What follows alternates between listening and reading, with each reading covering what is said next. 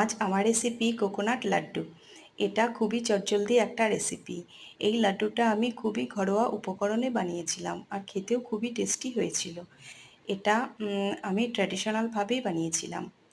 প্রথমেই দুটো নারকেল আমি ফাটিয়ে নিয়েছিলাম। নারকেলগুলো ট্র্যাডিশনাল কোরানি দিয়ে আমি কুড়িয়ে নিয়েছিলাম। এরপর গ্যাসের মধ্যে কড়াই বসিয়ে কড়াইয়ের মধ্যে আমি নারকেল কোরানিটা দিয়ে দিয়েছিলাম।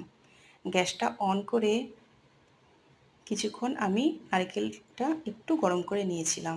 এরপর আমি 1.5 কাপের থেকে কম একটু চিনি দিয়েছিলাম। নারকেলটা আমি এই জন্যই গরম করে নিয়েছিলাম যে চিনিটা যেন চটপট মেল্ট হয়ে যায়। লো টু মিডিয়াম ফ্লেমে বেশ খানিকক্ষণ সময় ধরে আমি নারকেলটা চিনির সঙ্গে মিশিয়ে নিয়েছিলাম। এই সময় কয়েকটা এলাচ থেতো করে আমি দিয়ে দিয়েছিলাম। টেস্টটা বাড়ানোর জন্য আমি কিছুটা কনডেন্সড মিল্কও আমি এর মধ্যে দিয়েছিলাম। দিয়ে লো টু মিডিয়াম ফ্লেমে বেশ খানিকক্ষণ সময় ধরে আমি নারকেলটার সঙ্গে চিনিটা আর কনডেন্সড মিল্কটা একসঙ্গে মিশিয়ে নিয়েছিলাম। বেশ খানিকক্ষণ মেশানোর পর যখন দেখলাম বেশ বাইন্ডিংটা হয়ে এসেছিল তখন আমি গ্যাসটা অফ করে দিয়েছিলাম।